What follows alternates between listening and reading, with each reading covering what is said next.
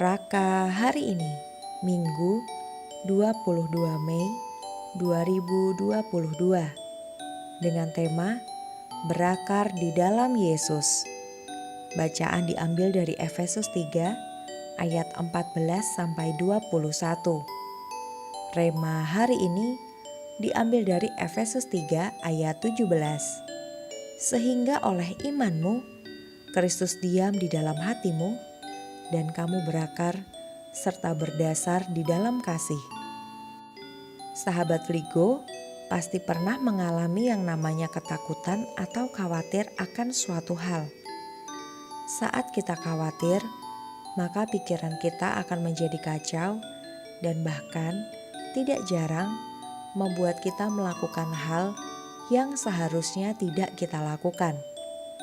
Contoh dalam Alkitab sangat banyak. Salah satunya seperti Raja Saul yang begitu takut kalah perang. Maka ia meminta untuk seorang pemanggil roh untuk kemudian menanyai tentang hidupnya. Padahal kita tahu bahwa hidup kita ini ada di tangan Tuhan. Maka dengan begitu kita harusnya berserah kepada Tuhan.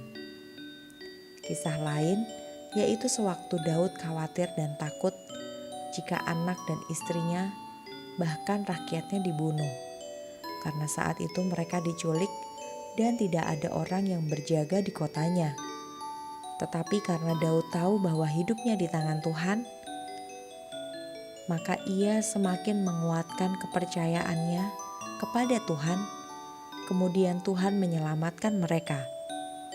Ketika kita sedang dalam keadaan khawatir, maka jangan biarkan ketakutan kita membuat pikiran dan hati kita menjadi kacau. Justru kita harus berdoa dan menguatkan kepercayaan kita kepada Tuhan.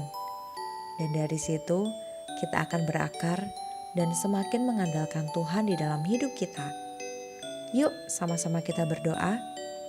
Tuhan, terima kasih karena hari ini kami belajar untuk terus percaya kepadamu dan semakin berakar di dalam-Mu. Di dalam nama Yesus, kami sudah berdoa. Amin.